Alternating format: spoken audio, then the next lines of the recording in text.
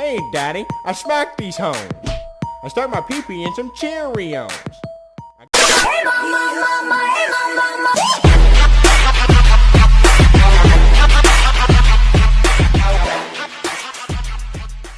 Welcome back, guys. My name is Danny Burke. It's been quite a while since I last did a scary video on this channel. So now we have the top 10 scariest paranormal games you shouldn't play. Now, I'm not saying I do or don't believe in any of these. It's not about me. I'm just here to explain the rules of these scary games and what might happen to those who play them. Please, guys, don't do anything dangerous. I'm going to mention things like lit matches in this video. If you're a kid and you're watching this, please don't do that. The last thing I want is to pass on the rules of a game and one of you gets really hurt. But with that, we're going to start off at number 10 now, and we have the classic that is Bloody Mary. This game's named after Queen Mary I of England, named so because of her fondness for executions, and this game apparently lets you speak to her. At midnight, go to the bathroom, turn off all the lights and light one candle in front of a mirror. Then stare into the eyes of your own reflection and say Bloody Mary 3 times. According to some people, upon reaching the final Bloody Mary, she will appear directly behind the person looking in the mirror. It will start off as a vague face but slowly becomes the terrifying image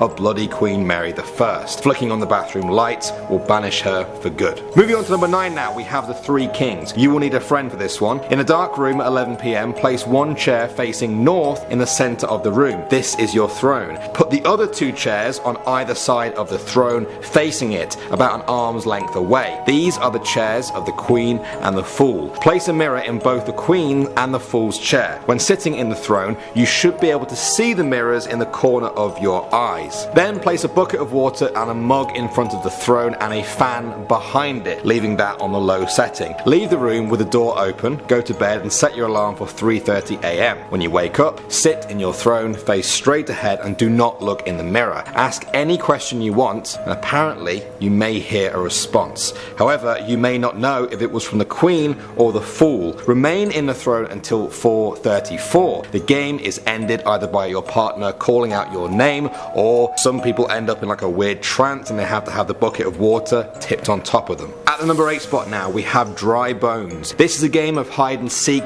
with a demon. At 12:01, go to your bathroom, stare at your reflection. If it's all silent, think of a prize you want for winning this game. Light a candle with a match. Okay, the mirror just moved then, it's gonna shit out of me. I'm actually scared. Okay, something just fell out of it. I'm not kidding, that bit of paper just jumped off the hat. Oh, there was something down there. What the Oh. It's landed. It's landed. Hey man, I'm just filming a video, so can I call you back?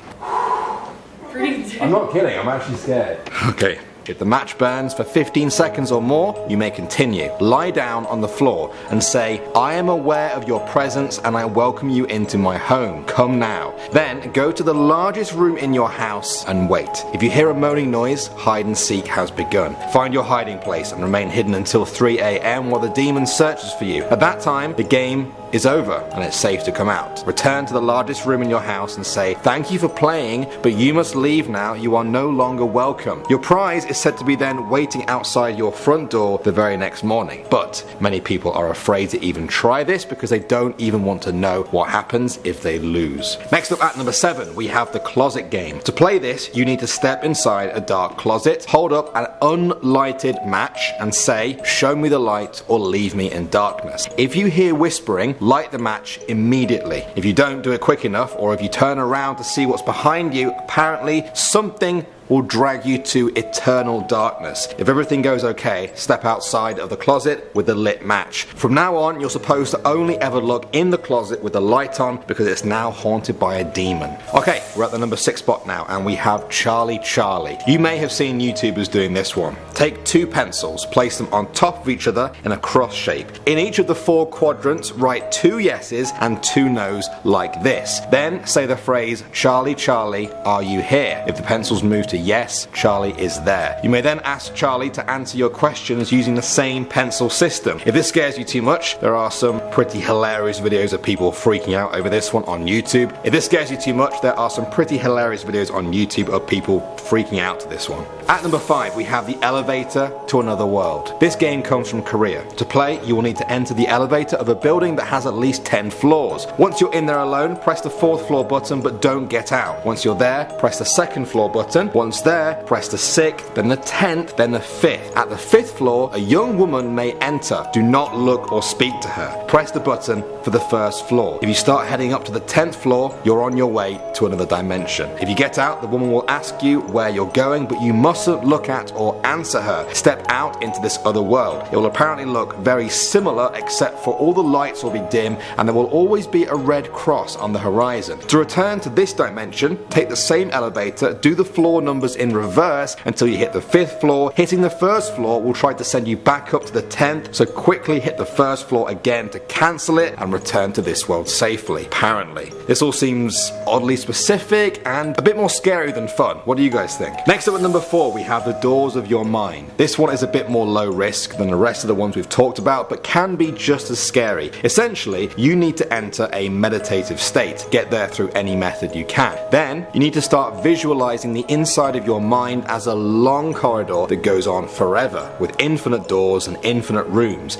Each room will become a part of your mind. As you walk towards each door, you will either feel a negative or a positive presence. If you don't like the feeling that you get, you don't have to open it. Some people find that walking into the good rooms help them appreciate parts of their lives, while walking into the bad rooms helps them deal with problems. But be warned, the further down the corridor you go, the deeper into your own mind you are said to go, to areas you might not even know about or want to go to at all. Apparently, everyone has these rooms locked away in their minds. It's up to you if you want to open them and see what's inside. At the number 3 spot now, we have Daruma-san. This is a Japanese game based on an old ritual that summons a ghost. Go and take a bath before bedtime as if it's a normal bath, but turn the lights off. Sit right down in front of the taps, close your eyes and begin washing your hair while chanting Daruma-san fell down over and over again. Just keep saying it. You will apparently see a mental image of a woman standing in front of a bathtub before she ends up falling on a rusty tap that impales her eye. Yeah. Lovely stuff. Continue this chant as you wash your hair. Once you feel a presence near you, say out loud, "Why did you fall in the bathtub?" Don't wait for an answer. Get out, get dry, leave the bathroom and close the door behind you. After sleeping, the next morning will be the start of the game. The presence will follow your every move. You need to keep as far away from it as you can. To catch the ghost and end the game, look over your right shoulder and say "Kita" while doing a karate chop, just like that. Now if you don't do this properly and you still feel the presence, don't be surprised if you see her that night in your dreams. Next up at number 2, we have The Answer Man. This is another game from Japan, and to play you need 10 people and 10 phones. All 10 of you must sit in a circle. On the count of 3, you must each call the person to the left of you in the circle. Put your ear to the phone and listen. In theory, everyone should receive a busy dial tone, but sometimes, just sometimes, one of you apparently may hear a reply from the Answer Man. You may ask the Answer Man any question and he will always answer it. The deal though is that he gets to ask you a question after. If you fail to answer that question correctly, it's said that a deformed hand will appear from the phone and tear off a piece of your body. The Answer Man is said to be the ghost of a child who was born severely deformed,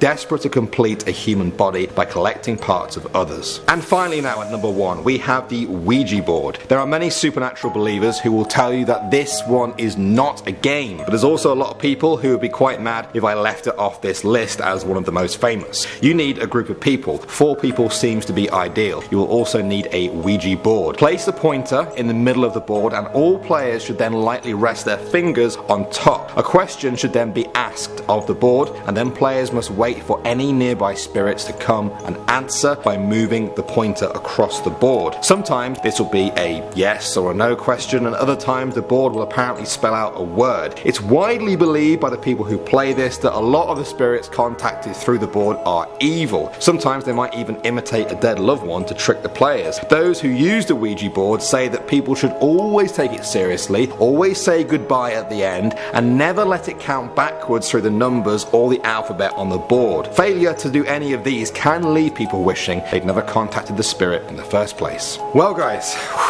thank you for watching. I hope you all enjoyed that. I hope it wasn't too scary or weird. I'm not sure how much of this I personally believe, so I'd be interested to hear your thoughts on these games in the comment section below. One thing I do know is that you really shouldn't play with matches, ever. Please don't do anything stupid with matches. Please don't do anything dangerous, and basically don't do anything you wouldn't have done before you watched this video. Thank you guys. My name is Danny Burke, and I'll see you all in the next video.